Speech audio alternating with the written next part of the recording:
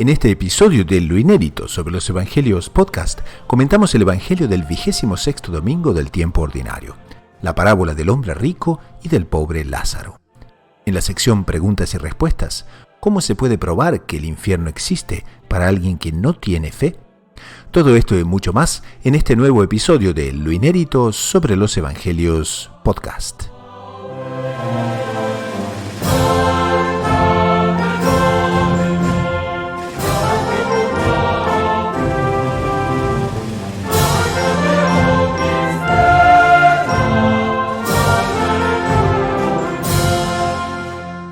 Bienvenidos a Lo Inédito sobre los Evangelios, el programa semanal de los Heraldos. Les recordamos que el programa gira en torno a la obra de Monseñor John Cladías en 7 volúmenes, Lo Inédito sobre los Evangelios, que está impresa por la librería Editrice Vaticana.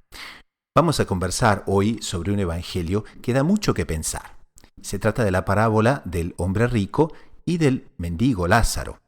Y vemos qué necesario es tener siempre esta parábola ante nuestros ojos, a fin de que sepamos servirnos de las riquezas sin apego y que también sepamos aceptar con paciente resignación los dolores, pruebas y contingencias de la vida. Esos son exactamente los consejos que Monseñor John Cladías nos da en su obra, y también él agrega que esa es la fundamental lección para todos los tiempos, que es la buena relación entre ricos y pobres y la buena relación de ambos con Dios, sea en el uso de los bienes o en la aceptación de las situaciones de apuro por las que pasen.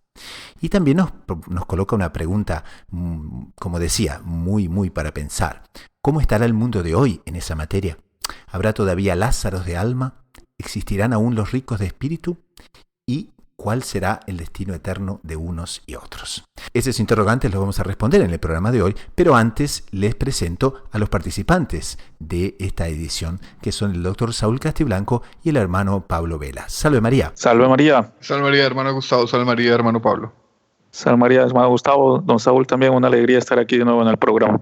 Les recuerdo que el hermano Pablo Vela es religioso de los Heraldos del Evangelio y es misionero en la Argentina. Se encuentra en este momento construyendo una iglesia bellísima que nos prometió que un día de estos en el programa nos va a comentar exactamente cómo es el proyecto y cómo también se puede ayudar. Y también les recuerdo que el doctor Saúl Castiblanco es psicólogo, editor de la agencia de noticias Gaudium Press, edición hispana, es bachiller en ciencias religiosas por la Pontificia Universidad Santo Tomás de Aquino de Roma y por la DOMUNI, Universidad Internacional de los Dominicanos, con sede en Toulouse, Francia. Y los dos nos honran con su casi se diría constante presencia en el programa para alegría de todos. Estamos en el Evangelio del domingo 29 de septiembre de 2019, es el 26º domingo del tiempo ordinario y el Evangelio nos dice: había un hombre rico que se vestía de púrpura y de lino y banqueteaba espléndidamente cada día. Y un mendigo llamado Lázaro estaba echado en su portal cubierto de llagas y con ganas de saciarse de lo que tiraban de la mesa del rico. Y hasta los perros se le acercaban a lamerle las llagas. Sucedió que se murió el mendigo y los ángeles lo llevaron al seno de Abraham. Se murió también el rico y lo enterraron. Y estando en el infierno, en medio de los tormentos, levantando los ojos, vio de lejos a Abraham y a Lázaro en su seno y gritó: Padre Abraham, ten piedad de mí. Y manda a Lázaro que moje en agua la punta del dedo y me refresque la lengua, porque me torturan estas llamas. Pero Abraham le contestó: Hijo, recuerda que recibiste tus bienes en vida, y Lázaro a su vez males. Por eso que encuentra aquí consuelo, mientras que tú padeces.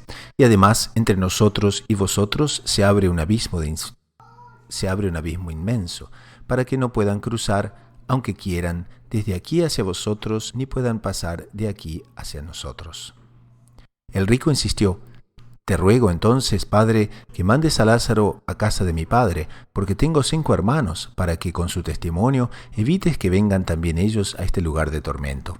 Abraham le dice: Tienen a Moisés y a los profetas, que los escuchen. El rico contestó: No, padre Abraham, pero si un muerto va a verlos, se arrepentirán. Abraham le dijo: Si no escuchan a Moisés y a los profetas, no harán caso, ni aunque resucite un muerto. Entonces, si les parece, podemos tratar de este evangelio. Se puede muy fácilmente dividir en 3 actos, ¿no? Porque es más o menos como nuestro Señor va conduciendo esta parábola. Y como primer acto, les quería proponer que describamos los 2 personajes, tanto a Lázaro cuanto al rico avaro. ¿Por cuál empezamos? ¿Qué les parece? Me parece interesante poder empezar por el rico avaro, ¿no? Porque realmente es divina la forma en que nuestro Señor Jesucristo va desarrollando esta parábola, porque casi que se podría decir que podríamos leer el Evangelio y hacer un tiempo de meditación nada más, porque es tan explícita, es tan clara, que los comentarios vienen siendo como que, no sé, como que simplemente intentar repetir aquello que nuestro Señor ya ha dicho, ¿no? Pero uno ve también en el punto en que nuestro Señor habla sobre el rico, cómo lo describe de tal manera que ya en sus palabras, que al mismo tiempo son sencillas, al mismo tiempo son muy profundas, porque nos deja ver el estado de espíritu de alguien que tiene el dinero, que tiene las posesiones, pero no con vista a Dios, sino que únicamente teniendo su meta en este mundo. Y ahí es que nosotros podemos decir propiamente que él sea un mundano, ¿no? ¿Por qué? Porque su meta no está en el cielo, su meta no está en Dios. Nos lo podemos imaginar nosotros en aquellas fiestas de aquellas épocas, ¿no? Que se eran de días, bodas que duraban semanas enteras también, y él derrochando dinero, despreciando a los demás por tener mayores posesiones, totalmente alejado de la realidad de sus prójimos, ¿m? Y totalmente vuelto única y exclusivamente para sí y no para los demás, y mucho menos para Dios, que le había dado esas posesiones. En la línea de lo dicho por el hermano Pablo, pues es impresionante que en 2 líneas, casi que en 2 frases, nuestro Señor ya describe de una forma precisa, característica al primer personaje, ¿no? Se vestía de púrpura y de lino. Púrpura era el color de los emperadores, el color de los reyes. Entonces nuestro Señor está queriendo destacar que era un personaje importante. De lino, ya en la época, un tejido fino, no un tejido cualquiera, y banqueteaba espléndidamente, o sea, le gustaban los placeres de la buena mesa, ¿no? Y La gastronomía oriental. Monseñor Juan Cla, exactamente, ¿no? Destaca que una cosa es la gastronomía nuestra, otra cosa es la gastronomía oriental, ¿no? Cuando uno ve esos platos, por ejemplo, me contaba un heraldo del Evangelio que estuvo una vez comiendo con la presidenta de Filipinas, y cómo preparaban un pato. Don Gustavo, hermano Pablo, cogían el pato, entonces lo preparaban, le quitaban plumas, etcétera, y lo ensartaban en un punzón, y después debajo había una olla llena de miel que estaba siendo calentada. La miel se evaporaba e iba cocinando el pato. O sea, es el culmen del refinamiento, el culmen y que el pato evidentemente era espectacular. Bueno, Oriente es eso, ¿no? Entonces ya tenemos caracterizado al rico avaro de la parábola en 2 frases. Ahora me imagino que a esta altura nuestra audiencia ya está haciendo agua en la boca, ¿no? Pensando en estas cosas, pero viene muy a colación lo que dice Monseñor, porque dice: es curioso notar que en el relato evangélico no se menciona ni amigos ni invitados en los festines diarios de este personaje. Y entonces, ¿será que este hombre era de un egoísmo tan supino que prefería comer a solas, tan egoísta que ni siquiera invitaba a nadie? Seguramente. Qué horror, ¿no? No se imagina eso, santo Dios del cielo, ¿no? Qué persona triste, avara, amargada. A tal punto que le daba, por ejemplo, como que, no sé, debía lastimar su egoísmo el hecho de compartir algo, porque con eso disminuía su propio placer, ¿no? No es mera imaginación de Monseñor Juan Cla, lo que acaban ustedes de decir, porque en muchas otras parábolas, siempre que se habla de banquete, se habla de invitados, se habla de una gran mesa, dónde me coloco yo, dónde van a... Aquí la omisión de nuestro Señor tal vez nos indica eso. Este era un tipo tan egoísta, es Navarro, que prefería comer solo. Aquí están las principales características del hombre rico: dinero cuantioso, finos tejidos y excelente comida. Y el pobre Lázaro, ¿cómo era? Interesante, porque analizando la Sagrada Escritura, ¿no? Viendo el siguiente versículo, ¿no? Dice: y con ganas de saciarse de lo que tiraban de la mesa del rico, ¿no? Imaginemos a una persona que está contemplando, viendo a otro egoísta comer solo, banquetearse, vivir así, incluso tal vez con aquella amargura, y casi que intentando agarrar las migajas antes de que caigan al suelo, ¿no? Si no es que teniéndolas que tomar del propio suelo para poder tomar alguna cosa, ¿no? Realmente que es divino ese contraste, porque una cosa así que choca ya el corazón, ¿no? Es emocional, sí. O sea, es una cosa así que choca, ¿no? Un tipo tan ruin comparado con una persona que está totalmente mendiga, totalmente desamparada, ¿no? O sea, totalmente abandonada, ¿no? Y buscando la ayuda justa. En periodismo, pues lo que dicen los manuales, ¿no? No se gusta mucho de los adjetivos a la hora de informar. Pero es que también hay técnicas con meros sustantivos de escribir una situación de una manera dramática. Estaba revisando mientras hablaba el hermano Pablo, perdón hermano, que nuestro Señor en esas primeras 4 líneas, cuando describe al uno y al otro, no emplea adjetivos, ¿no? Pero ya uno queda enteramente prendado de lo que nuestro Señor didácticamente quería mostrar, ese contraste que Él quería mostrar, ¿no? Y es un contraste que no es tan irreal. Vamos a ver más adelante. Hay una etimología del nombre Lázaro que nos informa Monseñor John Clay, dice que viene es un diminutivo popular Lázaro, pero que viene de Eleazar, y Eleazar en hebreo es Dios ayuda. Entonces es muy, muy apropiado la elección del nombre de Lázaro. No ve cómo es divina la cosa, ¿no? Porque es que solo está esa parte donde dice, y hasta los perros se le acercaban a lamerle las llagas. Jesús, ¿saben lo que es eso ahí? O sea, es como el auge de la mendicidad, o sea, nuestro Señor en 4 líneas consigue describir el auge así del mundanismo, del espíritu avaro, egoísta, amargado, así, contra la persona que está en el auge de la mendicidad, del abandono. O sea, da la impresión que hasta como que los perros están por encima de él, digamos. Una cosa que es impresionante. Y nuestro Señor coloca esas 2 características también, que aquí Monseñor John Clark resalta. Dice, la miseria se mezcla con la sensación de abandono. Y esa sensación de abandono era tan fácil para el hombre rico remediarla, ¿no? Porque no se trata no solamente de dar comida, no se trata no solamente de proveer lo material, sino que él podía hacer que esa sensación de abandono dejase a Lázaro y no lo hizo, se omitió. Yo no dejo de pensar en el mundo moderno, se me viene rápido a la cabeza ese pensamiento, hermanos, porque uno mismo y el hombre moderno es muy egoísta, ¿no? Es muy sus necesidades, es muy sus intereses y poco de pensar en los demás, pensando en sí y no pensando en el universo que los rodea, donde Dios se manifiesta, ¿no? Entonces esta es una parábola muy, muy para nuestra época. Es de subrayar la completa indiferencia, ¿no?, de esa opulencia del hombre rico en relación a la extrema miseria del mendigo que estaba a sus puertas, a quien le faltaba simplemente el calor humano. Sí.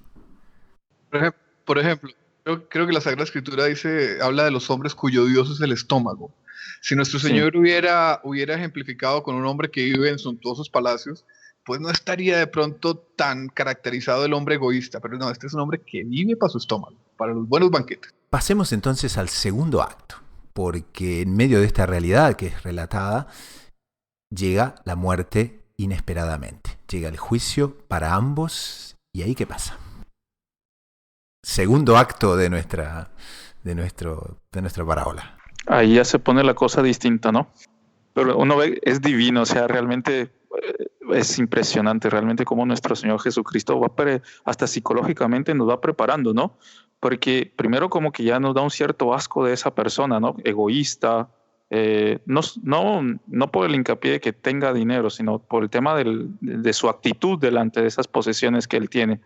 Y luego el mendigo que hace ver ese abandono, ese todo. Y ahora, en esa situación, en ese estado de espíritu, como decía don Saúl, muy aplicado para hoy en día, esas 2 actitudes, esos estados de espíritu y todo, delante de la muerte, ¿cómo estamos, no? Porque hace pensar mucho también uno, ¿no? Porque ustedes ven que es algo que se aplica hoy en día, desde un niño que empiece el uso de la razón hasta una persona mayor, ¿no? ¿Cuál es mi estado de espíritu para con el prójimo? ¿Cuál es mi forma en yo tener las cosas que por gracia de Dios me ha dado, etcétera, etcétera, etcétera, ¿no? Dice el hermano Gustavo, segundo acto. Bueno, este es el segundo acto del pobre Lázaro y del rico avaro, pero es también el segundo acto de todos y cada uno de nosotros. ¿Cuál será nuestro segundo acto? Nuestro segundo acto será el del rico que está en el fuego, ¿no? Uy, uno escucha por ahí, hermanos, ustedes más que yo seguramente, no, el infierno es esta tierra, no, Dios no castiga, no. Y cuando uno recuerda, como el señor Juan Clan lo inédito de los evangelios, que el infierno es citado 14 veces solo en los evangelios y en la Sagrada Escritura innumerables veces, y cuando nuestro Señor quiere hacerlo tan explícito que empieza a describir que una mera gota aliviaría en algo el terrible sufrimiento que está sintiendo el rico avaro condenado, uno empieza a preguntarse, bueno, ¿y cómo es mi segundo acto? ¿Yo para dónde voy? ¿cierto? Soy el egoísta, soy el avaro, etcétera, etcétera. Podemos recorrer todos los mandamientos que va a tener el segundo acto en la piel y en las ropas del rico avaro. ¿O seré el que vivirá en la caridad, en el amor y la contemplación de Dios, en las ropas, en el papel del pobre Lázaro, que en el cielo no era pobre, sino que era rico, ¿no? Es una reafirmación de nuestro Señor de la existencia del infierno, del castigo y del premio eterno. No, es interesante con eso que decía don Saúl, porque por más que hoy en día se quiera sacar la figura del infierno de las, no sé, muchas veces de las predicaciones o querer negarla, cosas así, ir en contra de la doctrina propiamente de nuestro Señor Jesucristo, dejada para la iglesia y probada a través de los años, pero es una cosa curiosa, ¿no? Por más que se quiera hacer ese raciocinio falso, etcétera, etcétera, etcétera, es constantemente, uno ve así en las misiones, a veces personas que están cerca de la muerte, cosas así, inmediatamente decir, me tengo que poner en orden, ¿no? Entonces es interesante ver que Nuestra Señora en esta parábola es no solo doctrinaria, pero también muy psicológica, porque la propia persona se va colocando de poco en poco delante del problema que nuestro Señor le está levantando, ¿no? Y como decía don Saúl, ¿y yo cómo estoy? Yo soy el rico, soy Lázaro, pero de tal forma que la propia persona de su subconsciente, poniéndose en la figura de ellos, y por más que haya, qué sé yo, leído, escuchado todas esas doctrinas falsas, que quiere decir que el infierno no existe, que es una invención, que es etcétera, etcétera, todas las locuras que hay hoy en día, la propia persona no puede dejar de escuchar a su conciencia, sí, existe, existe, existe. Es impresionante. No, bro, el infierno es esta vida, hermano Pablo. El hermano Pablo destacaba lo psicológico de la parábola. Y entonces, justamente en esa línea uno se pregunta, entonces, ¿el rico avaro de esta parábola va a tener el mismo destino eterno que el pobre Lázaro? No, eso no es justo. Choca con un sentido de justicia que todos tenemos. Entonces, justamente, esas situaciones flagrantes y escandalosas de pecado que nosotros vemos en este mundo y que a veces vemos en nuestra propia conciencia, motivan a creer en que habrá una justicia después de esta vida que recomponga el equilibrio, que recomponga la balanza, que premie a la virtud esforzada, a veces difíciles, con frecuencia muy dura, y que castigue el vicio tan fácil, castigue el pecado tan fácil y tan frecuente. Y también podemos ver desde ese punto de vista una misericordia a nuestro Señor Jesucristo, ¿no? Porque tenemos como que dentro de nosotros mismos esa como luz de emergencia que me dice cuidado, cuidado, que me ayuda a poder tomar las buenas decisiones, a cambiar, a hacer cosas, ¿no?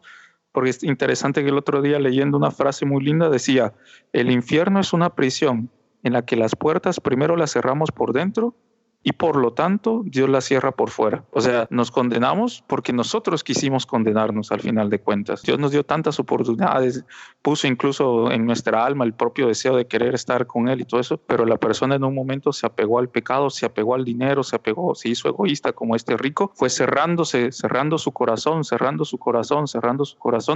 a todas las gracias que Dios le dio, de tal manera que esa gracia de Dios ya no puede entrar. Entonces fue la propia persona que tomó la decisión de pues alejarse de ese Dios que tanto le pues quiere y quiere llevarlo para el cielo, ¿no? Y por eso uno ve también cómo es satánica el hacer que las personas pierdan el senso de lo que es el pecado, hacer perder el senso de lo que es el bien y el mal, de la verdad y el error, de la bondad, todas esas cosas, porque la persona perdiendo eso está perdiendo aquellas armas que le pueden salvar en los momentos, sobre todo de este segundo acto, en el cual todos nos vamos a encontrar. Muy en la línea de lo que decía el hermano Pablo, porque nuestro Señor casi que es breve y dice, todos despreciaban a Lázaro por ser miserable, fue arrojado a una fosa común cuando falleció, pero los ángeles lo portan al cielo. Y ahí con eso cierra lo que pasa en la salvación, en el capítulo de la salvación de Lázaro. Y ahí inmediatamente vuelve hacia el rico, que también muere, pero ni el abundante dinero lo libra de tal fin. Y ahí entonces da las características aquí, Monseñor John Clare, del por qué el rico también, después de morir, pierde la gracia de Dios y pierde el cielo.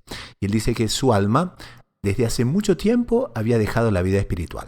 Eso provocaba una gran dureza de corazón. Qué cosa fea, ¿no? O sea, esa afirmación, digamos, haber dejado desde hace mucho tiempo la vida espiritual, ¿no? ¿Y qué pista qué tesoro para nosotros, tan grande.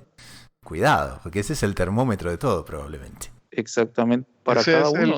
la gran acción del demonio, ocuparnos con los placeres, con las preocupaciones de la vida e irnos toldando, irnos obnubilando en las consideraciones de las verdades eternas. Ahí esa dureza de corazón que el abandono de la vida espiritual le ha provocado va a desembocar en su gran falta de compasión hacia Lázaro, que siempre estaba en su puerta y a él no le importaba. Ahí está. Uno ve interesante, ¿no? Porque esto se coaduna mucho con aquella parte cuando el pueblo va a salir de Egipto, ¿no?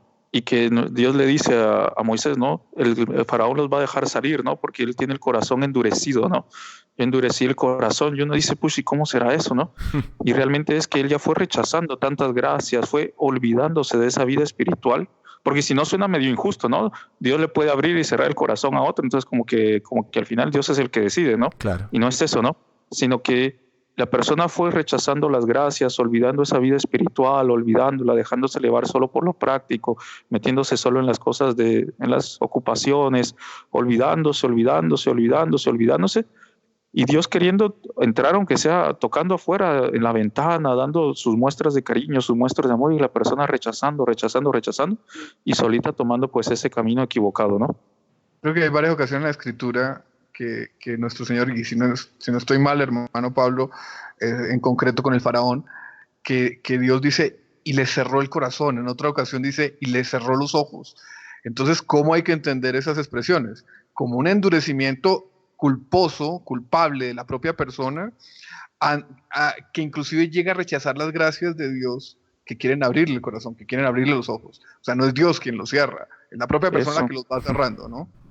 Exactamente, porque es impresionante, ¿no? Y ahí uno ve también, porque como aplicándolo, ¿no? Pensando un poquito así, porque uno va leyendo aquí el Evangelio, va meditando, va comentando, pero también uno se va, nuestro Señor hace tan psicológica esta parábola que uno dice, desde el más pequeño hasta el más grande, de las personas que nos están escuchando, y yo cómo estoy, ¿no? En mi vida, ¿cuál es el papel que yo le doy a Dios, ¿no? Y ahí hace recordar mucho ese salmo que dice, ¿no? Si me olvido de ti, Jerusalén, que se me paralice la mano derecha, ¿no? Si no hago de ti la cumbre de mis deseos, o sea, no solo primero olvidarme, pero luego que sea Dios lo primero de mi vida, ¿no? Que mi vida sea regida no solo por la ley de Dios, sino por mi comunicación con Dios, el estar con Dios. Y uno ve que, por ejemplo, hoy por hoy en las familias, muchas veces, a veces uno va haciendo misión con la imagen y bueno, cena en alguna casa o algo así, y es doloroso ver que está la familia y no hay conversación, ¿no? O si hay conversación, a veces es así medio, como que no hay ese calor de hogar, ¿no? Como que hace falta eso, porque Dios no está en el centro, las personas se van volviendo hacia su egoísmo. El otro día nos contaba una señora también, ahora me vino a la cabeza, abuela, que se quedó 5 días cuidando a sus nietos en la casa de ellos. Y no habló con ellos. ¿Pero por qué? Porque ella hizo una prueba, ¿sabe, don Saúl? Se quedó durante el día en la sala donde todos pasaban, subían, bajaban, se quedó ella en la sala leyendo un rato, esperando que alguien fuera y conversara un rato con ella. En 5 días, ni uno solo de los nietos le preguntó o le dijo, buenas tardes, ¿cómo estás? ¿Necesitas algo? A mí me parece dramático las escenas de comedor, hermanos, ¿no? Se sientan los 4, que ya es una cosa rara, pero se sientan los 4, los 5, los 6, y no conversan. Y acto seguido sacan los celulares, ¿no? Sacan las pantallitas, a ver qué... pantallitas que le informan de banalidades que en el momento le producen un placer, pero que se olvidaron a la hora y que no alimentan realmente el espíritu, ¿no? Yo también culpo un poco a esa ausencia de conversación en las familias, el exceso de pantallas, porque lo que ocasionan es una interactividad en la que el sujeto es simplemente pasivo. Entonces, recibe, aprende nada, no aprende a hablar, no aprende a interactuar, y después a la hora en que no hay pantallas, pues no dice nada, ¿cierto? Cuando lo que debería hacerse es meditar en todas estas cosas, pensar. Otra cosa interesante, hermanos, es que nosotros no solamente estamos recordando la exposición terrible que Cristo hace del infierno, sino que hablando de todos estos caminos espirituales, de invocar el nombre de la Virgen, de cultivar la vida espiritual, estamos dando el camino de Cristo para no caer en el infierno. Entonces, este mensaje, este programa no es solamente para asustar, es para evitar el gran susto del infierno. Entonces podríamos ir cerrando el segundo acto de este drama que estamos viendo, y es justamente entonces que el hombre rico abandona la vida espiritual, desemboca en la dureza de corazón, agrega el disfrute de todos los bienes terrenos y en consecuencia acaba con el amor de Dios totalmente deshecho. Nadie habla sobre su funeral, no se habla más nada, simplemente nuestro Señor desemboca entonces en el tercer acto, que es la salvación de uno y la condenación del otro. Ahora, las penas eternas entonces. Penas eternas, ofensa infinita, castigo eterno. Ese es un tema realmente de mucha importancia para meditar. Mediten los novísimos y no pecarás eternamente, ¿no? Decía ya nuestro Señor Jesucristo. Y Santa Teresita del Niño Jesús, ¿no? Que vamos a celebrar ahora en breve, que ya desde chiquita decía eternidad, eternidad, eternidad, ¿no? Pensar que si ofendemos a Dios en un pecado, estamos ofendiendo a ese ser supremo que tanto nos ama, que murió en la cruz por nosotros, que nos ha dado en nuestra vida tantas muestras de amor, porque ninguno de nosotros puede decir que no tuvo muestras de amor de Dios palpables, o sea, que muchas veces sacaron las lágrimas y todo, y que todo por un simple pecado se puede ir a una eternidad de dolor, de angustia, de infierno, donde no hay amor, donde no hay cariño. Qué fuerte, ¿no? Y al mismo tiempo también qué satánico el hacer que las personas pierdan el senso de la eternidad, de su salvación o de la condenación, ¿no? Mire que el hermano Gustavo ponía el tema, oiga, en el fondo lo ponía, ¿cierto? No es demasiado castigo por tan poca ofensa, y entonces Monseñor Juan claramente explica lo que dice la doctrina católica, y es que la ofensa no solo se mide por el acto, sino por el ofendido. Cuando el ofendido es infinito, pues la ofensa es infinita y requiere es comparable a un castigo infinito, requiere de justicia un castigo de tipo infinito, que en este caso es mostrado por la eternidad, ese castigo en el infierno. Ahora mire que nuestro Señor en la parábola ya va dando también la señal para evitar ese castigo infinito, porque el rico condenado le dice, oiga, por favor permíteme avisarle a mis hermanos para que no sufran esto. Exacto. Y nuestro Señor le responde, oiga, pero si no creyeron en Moisés y en los profetas, pues no van a creer en usted, van a decir que fue un fantasma, que fue una alucinación, una borrachera. Nuestro Señor también les está diciendo, profundicen en Moisés, profundicen en los profetas, escuchen la doctrina, atiendan la palabra de Dios. Ese es el camino para realmente asustarse y para realmente entusiasmarse por la virtud y evitar el infierno. Ese es vivir la vida espiritual, lo que veníamos hablando ahora. Entonces podríamos cerrar este comentario del Evangelio y podríamos ir también a la conclusión que Monseñor John Clare da, porque él cita al famosísimo padre Faber, ¿no? Frederick William Faber, quien afirmaba y dice que la más fatal preparación del demonio para la venida del anticristo es el debilitamiento de la creencia de los hombres en el castigo eterno. Si fueran estas las últimas palabras que pudiera dirigir a ustedes, recuerden que nada querría imprimir yo tan hondamente en sus almas, ningún pensamiento de fe les sería más útil y provechosos que pensar sobre el castigo eterno. ¿Qué les parece?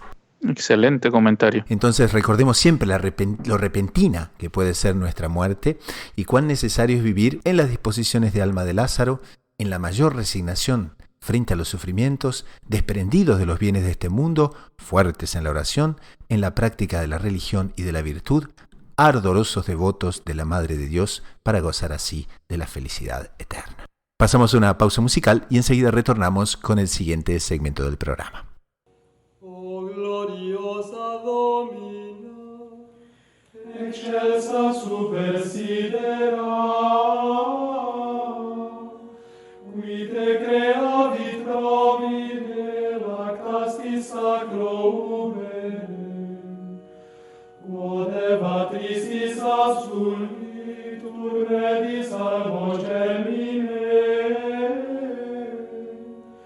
il de tutas trafremiles celi fenestra facaes, tu regis altia nua et porta lucis fulgida, vitam datam per virginem gentes redempte plaudite, gloria tibi Domine, qui natus est de Virgine, cum Patre Sancto Spiritu, in sempiterna saecula. Amen. Legiteam Deus et prelegiteam,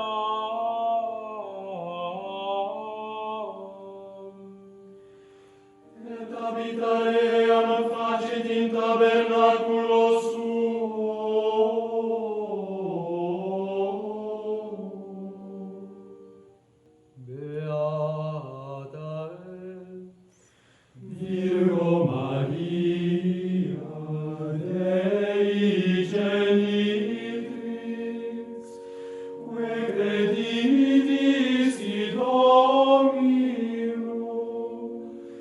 perfecta sunt inteque dicta sunt tibi, intercede pro nobis ad Dominum Deum nostrum. Pasamos a la siguiente sección del programa, la sección espiritualidad. Como ustedes saben, en esta sección exploramos temas centrales de la vida espiritual para el beneficio y el crecimiento de la audiencia. Y hoy nos toca un tema absolutamente fabuloso, como lo es siempre que hablamos de la Santísima Virgen. Entonces, hablemos un poco de la Santísima Virgen y hablemos un poco del nombre de María. Hay un artículo lindísimo que les recomendamos en Gaudium Press, en el portal de Gaudium Press en español, que se llama El Santísimo Nombre de María, características explicadas por los santos. Y hay 7 características absolutamente lindísimas que vienen del famoso libro Las Glorias de María, por San Alfonso María de Ligorio, quien es doctor de la Iglesia y que en el tiempo del jansenismo salió en amplia defensa de la Madre de Dios y de ahí publicó su obra Las Glorias de María. Entonces tenemos 7 características lindísimas y estamos aquí con el doctor Saúl justamente para comentar una por una y para deliciar a la audiencia con estos bellísimos tesoros marianos. Bueno, don Gustavo, realmente el artículo que se publicó es muy interesante, basado en Las Glorias de María, que es un libro que todo católico debería haber leído, debería leer. Comienza resaltando que este nombre, el nombre de la Virgen, es un nombre santo, en el sentido de que es escogido no por los hombres, no por los padres de la Virgen, sino que ellos simplemente fueron un instrumento para colocarle un nombre que Dios quería. Dios quería ese nombre. Y pues investigaciones sobre el nombre de la Virgen realmente hay muchísimas, pero no tenemos otra cosa sino citar a que San Jerónimo, San Epifanio y otros santos han afirmado esta verdad. Es un nombre escogido en el cielo para ella, entre otras razones, pues por ser Madre de Dios y por su papel central en la historia de la salvación. Y también es un nombre lleno de dulzura, porque por ejemplo nos dice San Antonio de Padua que reconoce en el nombre de María la misma dulzura que San Bernardo reconoce en el nombre de Jesús. Qué combinación esta, ¿no? Bueno, es que ella es como que el rostro visible y creado de la misericordia de Dios. Entonces, cuando alguien le dice, oiga, yo voy a emplear hacia usted caridad, afecto, amor, misericordia, pues es como cuando uno prueba algo dulce, que normalmente es algo que a uno lo agrada, que a uno lo consuela, que a uno lo tranquiliza, ¿cierto? Y si alguien tiene cosas para ofrecernos a los hombres es la Virgen, porque ella es la depositaria y administradora del tesoro de la salvación, medianera universal de todas las gracias. Entonces, los hombres que han sentido de manera personal, unos más que otros, y ojalá lo sintamos cada vez más, que somos objeto del amor de la Virgen, del afecto de la Virgen, de la dulzura de la Virgen, pues el nombre de ella va siendo dulce a nuestros oídos y vamos sintiendo la dulzura de su acción, de su amor, de su afecto. Entonces, claro que es un nombre lleno de dulzura. Y también cita aquí el Cantar de los Cantares aplicado a la Asunción de María y dice que los ángeles preguntaron 3 veces: ¿quién es esta que viene subiendo del desierto como columna de humo? ¿Quién es esta que es la aurora? ¿Quién es esta que sube el desierto repleto de alegría?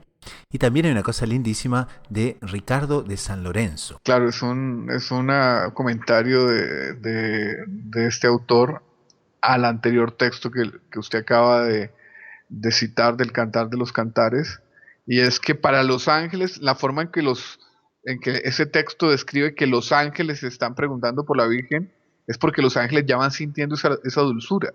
Y de hecho, pues, los hombres somos creados en fin de eternidad, y los ángeles también.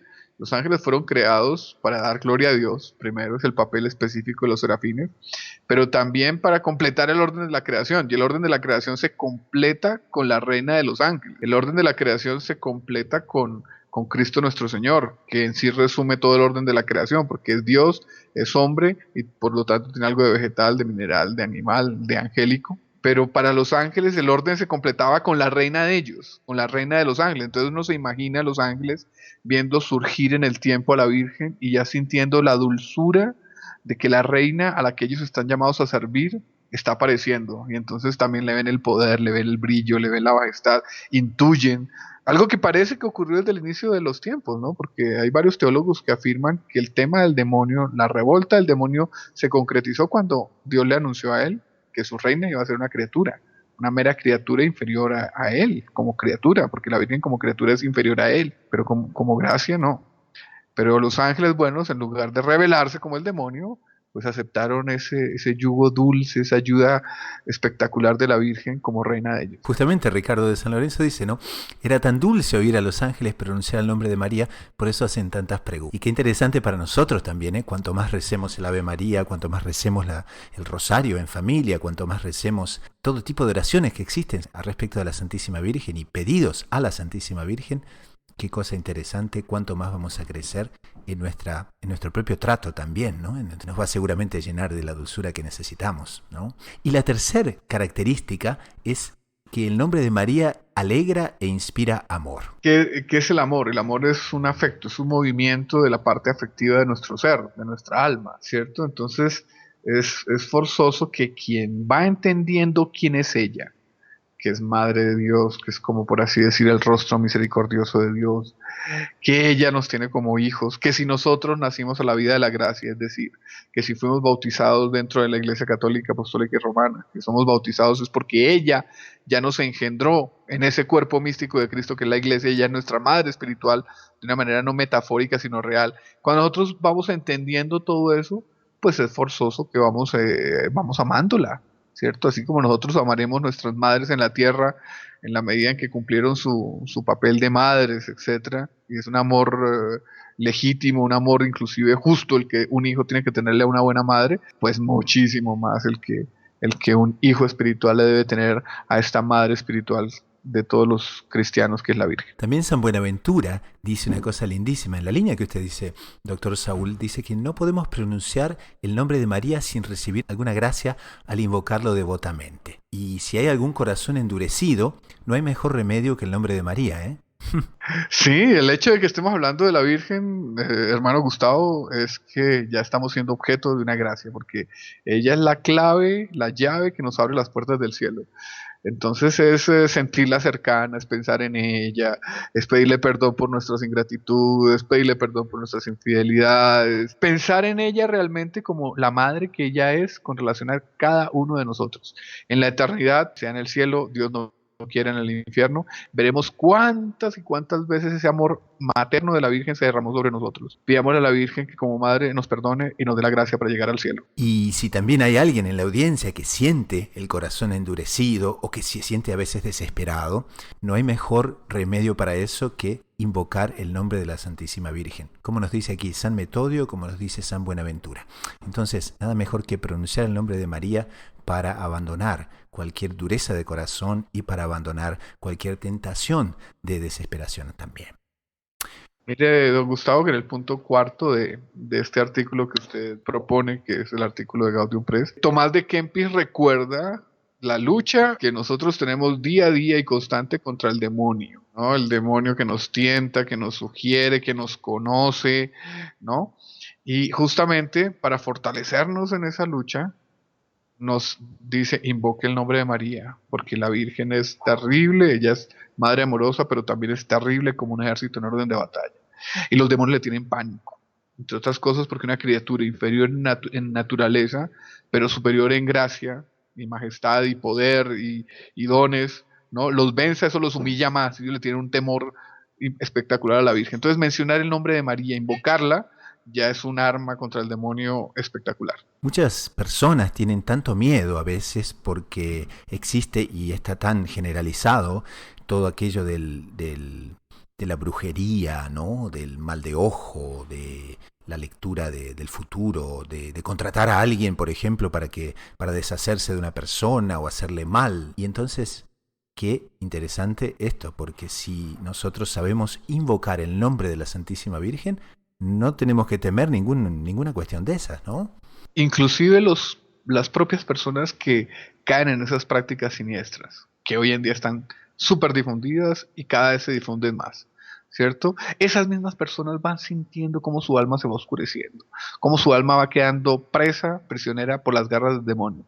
Bueno, aquí tienen la solución. La solución no es invocar al demonio, no es realizar esas prácticas siniestras que terminan siendo invocación al demonio. Es pedirle a la Virgen, que tiene todo el poder de Dios en sus manos, para ayudarnos, para fortalecernos, no para llevar una vida sin ninguna preocupación, sin ningún sufrimiento, no, porque en esta vida hay que sufrir, a imitación de Cristo, pero sí para llevar adelante la cruz con fortaleza, con resignación, para tener la fuerza para llevar adelante las cruces de esta vida que todos vamos a tener. Y no resisto de leer esta revelación de la Santísima Virgen a Santa Brígida, que dice que por más endurecido que sea un pecador, si invoca mi nombre con el propósito de enmendarse, el demonio lo abandona inmediatamente. Es una receta muy interesante, dada por la Santísima Virgen directo. Facilita, ¿no? O sea, a nosotros que somos de la época de los tips, de las soluciones rápidas y cortas, bueno, aquí tenemos una. Entonces, recapitulando las soluciones cortas. Primero, el nombre de María es un nombre santo. Segundo, está lleno de dulzura. Tercero, alegra e inspira amor. Cuarto, concede fortaleza. Y ahora, doctor Saúl, si le parece, vamos a las promesas de Jesús que da justamente a respecto de este tema. Es una revelación también a Santa Brígida, ¿no? Citada por San Alfonso María de Ligorio en las Glorias de María, en el que dice Santa Brígida que en conversación con la Virgen, la propia Virgen le reveló, y aquí abro comillas, todo aquel que invoque el nombre de María con confianza y propósito de enmienda recibirá esas gracias especiales. 2 puntos, dolor de corazón por los pecados, fortaleza para alcanzar la perfección y finalmente la gloria del paraíso. ¿Qué es lo que vale? O sea, el resto es secundario, alcanzar el cielo. Entonces, impresionante. Solo con la invocación del nombre de la Virgen, María, nosotros ya nos vamos encaminando hacia el gran objetivo que nos tenemos que encaminar, que es la conquista del cielo. Y eso de la conquista del cielo también lo confirma San Efrén, como usted dice, porque dice, San Efrén también dijo que el nombre de María es la llave que abre la puerta del cielo para aquel que lo invoca con devoción. O sea que realmente la Santísima Virgen nos coloca todo en nuestras manos para que alcancemos el cielo, y evitemos el infierno. Uno ve cómo el demonio quiere hacernos olvidar eso, porque más o menos todos o muchos hemos escuchado eso, la importancia de invocar a la Virgen, pero terminamos olvidándola seguramente por acción del demonio, por acción de nuestras preocupaciones vanas. Bueno, pues esta lectura de este artículo es una ocasión para recordarnos esas verdades tan importantes y tan sencillas de practicar.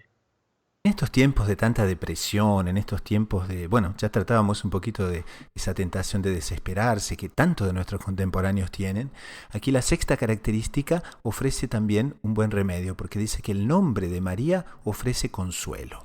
Doctor Saúl, usted que maneja ese tema sobre la depresión, ¿y qué nos dice a ese respecto? Pues de hecho, Gustavo, y voy a ser franco, hace rato que no realizo consulta, no hago terapia, eso lo hice durante varios años, hace unos años, ¿cierto? Pero una cosa que constaté es que las personas con fe, con una fe religiosa, en el caso específico de depresiones, tenían más posibilidad de curación. Es impresionante. O sea, después me enteré de estadísticas ya a nivel científico que confirman lo que le estoy diciendo, pero yo lo percibí en consulta. Si la persona tiene fe religiosa, hay algo que como que lo impulsa a salir del hueco oscuro y triste en el que está sumergido. O como teólogo, pues uno sabe de la acción de la gracia, que es la principal criatura existente, que es la que nos ayuda, nos fortalece en la voluntad, ilumina nuestra inteligencia, y evidentemente la persona con fe tiene mucho más acceso a la gracia. Pero parecería que hay algo natural, hay un mecanismo natural que ya va funcionando, y es que el que tiene fe en Dios termina naturalmente sintiendo y concibiendo y sintiendo que Dios lo va a ayudar, y eso ya lo ayuda. Entonces, aquí estamos hablando de algo natural, pero también vamos a hablar de los efectos sobrenaturales de invocar a la Virgen, ¿cierto? Si hemos dicho que ella es la gran ayuda en la lucha contra el demonio, en la lucha contra nuestras pasiones, pues esa ayuda la tenemos que invocar sobre todo a la hora de la muerte, que es cuando se juega por entero nuestro destino final, ¿cierto? Cuando el demonio seguramente usa todas sus armas para desesperarnos, para con la desesperación condenarnos. Bueno, en ese momento el nombre de María es exorcístico, es consolador, nos fortalece, y bueno, si es en la hora de la muerte, pues vayamos practicando desde antes. Y era lo que hacía justamente San Camilo de Lelis, porque él durante toda su vida predicó los nombres de Jesús y de María tan dulcemente y los amaba tanto que los que oían sus sermones decían que se inflamaba de amor y también era capaz de inflamar a todos los que lo oían. Pero hay una cosa muy, muy bonita, que es que en el momento de la muerte de San Camilo, dicen que colocó sus ojos fijos en aquellas imágenes que tenía de Jesús y de María, y con los ojos abiertos, pronunciando por última vez esos nombres, el santo expiró en una paz celestial. Entonces son esos ejemplos que nos dan los santos, que no es solo decir, sino también vivirlo. Don Gustavo recordaba que este mundo se puede casi que definir, entre otras características, como un mundo desesperado. Uno ve que la gente está cada vez más angustiada, cada vez más tensa, los problemas se colocan en el horizonte, invaden las esferas íntimas. Bueno, en ese momento de desesperación, muchas veces desesperación causada por una acción directa del demonio, ¿no? Es el momento de invocar a la Virgen, no esperar a la hora de la muerte, no esperar a la hora de la definición final, no, es desde ya invocarla, amarla, quererla, ¿es cierto? Y la paz va llegando a nuestras vidas, y por eso el rosario, que es la invocación 50 veces del nombre de la Virgen y más, pues se llama la oración de la paz. Puede ser llamada, y lo es, la oración del sosiego, de la tranquilidad, de la recuperación de la confianza, del fortalecimiento, etcétera, porque el rosario no es sino otra cosa que la invocación del nombre de María y de la acción de María. Entonces, terminemos esta sección de espiritualidad con este tema tan lindísimo, que tanto y tanto nos puede hacer crecer espiritualmente, que tanto y tanto puede fortalecer nuestras almas, con las propias palabras que San Alfonso María de Ligorio incluye en su libro Las Glorias de María. Y dice: roguemos pues, mi amado y devoto lector, roguemos a Dios que nos conceda la gracia de ser el nombre de María la última palabra que nuestra lengua pronuncie. Lindísimo, ¿no? Muy lindo, hermano Gustavo, muy lindo. Entonces, les recomendamos a todos este libro, que seguramente tiene que ser un libro de cabecera para nuestra meditación diaria. Pasamos al siguiente segmento del programa, que son las preguntas de los oyentes y las respuestas. Y nos llega una pregunta que dice: ¿cómo se podría probar que el infierno existe para alguien que no tiene fe? Muy interesante la pregunta, y también es una pregunta que muchos se hacen, hasta los que tienen fe. ¿Cómo probar de una forma lógica, ¿no?, de que el infierno existe? Porque como son cosas sobrenaturales. Y recuerdo que en una ocasión Monseñor Juan nos explicaba, porque a él le pasó lo mismo. En el colegio tenía algunos amigos que decían que no existía y todo, hasta que un día llegó un profesor y le explicó, y le dio un ejemplo que es realmente muy bueno, muy didáctico, y que todos tenemos capacidad de comprender. Y es que está lo siguiente: nosotros debemos de medir también el tema del infierno, o sea, del castigo eterno, en el cual a veces nosotros pensamos que es un castigo muy grande, como que hasta algunos pueden llegar a pensar, no, que injusto, que por una pequeña cosa que yo hice reciba tanto castigo. Pareciera de que es mucho para aquello que yo hice. Más, nosotros tenemos que tener en cuenta que no se toma en cuenta aquí lo que uno hizo, sino contra quién lo hizo. Entonces, no es lo que yo hice, sino contra quién lo hice. Y ahí él habla el siguiente ejemplo. Imaginemos un niño que viene, y lo que siempre pasa entre hermanos, ¿no? ¡Pum! Viene el hermano y le pega a su hermana. Eso es una falta. Claro. Primero, porque un hombre jamás le pega a una mujer. Y más, imaginemos si la hermanita era menor, ahí aumenta una gravedad, ¿sí? Porque no se puede hacer.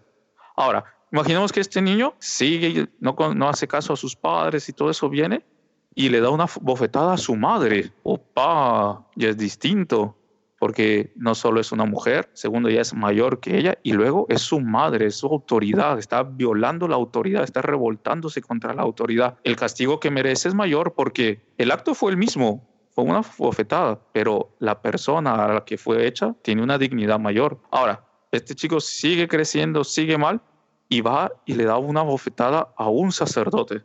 Es mayor, porque ya entra una dignidad espiritual. Y después un día va para Roma, viaja y le da una bofetada al Santo Padre. Ahí el castigo va a ser aún mayor. ¿Por qué? Porque la dignidad de la persona fue creciendo. Ahora, si es cuando este chico le metió una bofetada a su hermanita, lo que él tiene que hacer es que, si fue en público, tiene que en público pedirle perdón, para que sea reparada la ofensa al grado en que fue hecha la ofensa. Ahora, si fue a la madre, tiene que hacer otro acto más. ¿Por qué? Porque la dignidad es mayor. Si fue al Santo Padre y fue en público, tiene que hacer un pedido de perdón público mayor, tiene que hacer un acto de penitencia. ¿Por qué? Porque la persona que fue ofendida fue creciendo en dignidad. Más esas todavía son personas, pues, o sea, de carne y hueso. Más si el ofendido fue un ser infinito, ¿cómo pagar una culpa infinita? Imposible.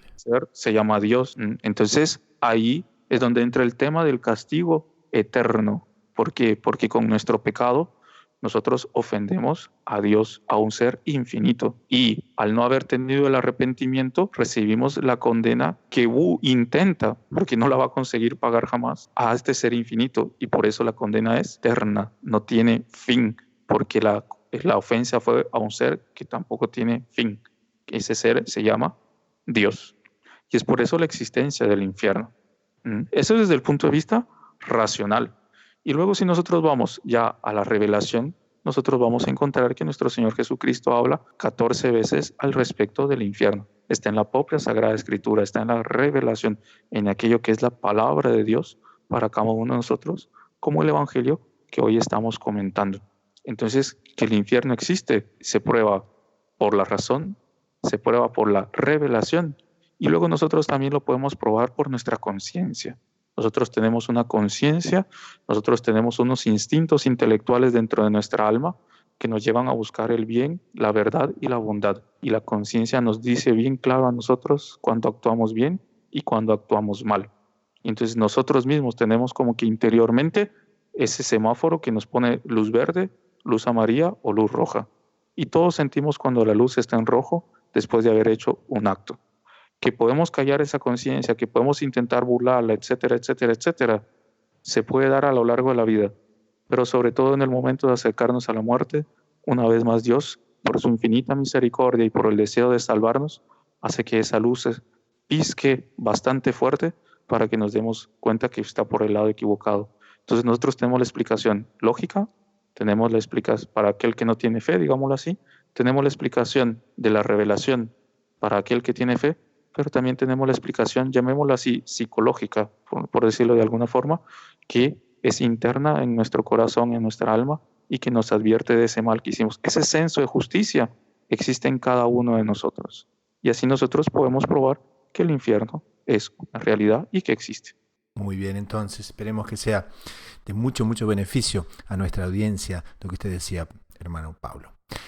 Pasamos al último segmento del programa, que es la sugerencia de la semana. Es una website, un libro, un podcast de doctrina católica que nos haya gustado para el bien espiritual de las personas. Hermano Pablo, ¿tiene alguna cosita para recomendar esta semana? Sí, me gustaría, hermano Gustavo, porque ahora estamos a punto de celebrar la fiesta de Santa Teresita, el Niño Jesús, ¿no? Que ella sí que desde pequeño, como decíamos, estuvo pensando en la eternidad. Y me gustaría recomendar la historia de un alma, ¿no? De ella, su autobiografía, porque es una lectura muy amena, muy fácil, pero también llena de muchos principios sacados de la vida de ella, o sea, y de la vida de que cada uno de nosotros pudo haber pasado o pasó o está pasando. Entonces es algo que nos hace mucho bien al alma y que creo que a todos nos va a ayudar incluso a comprender mejor el propio Evangelio de hoy y todos los temas que hemos estado tratando hoy en el programa. Fabuloso, entonces ponemos el enlace en las notas del programa.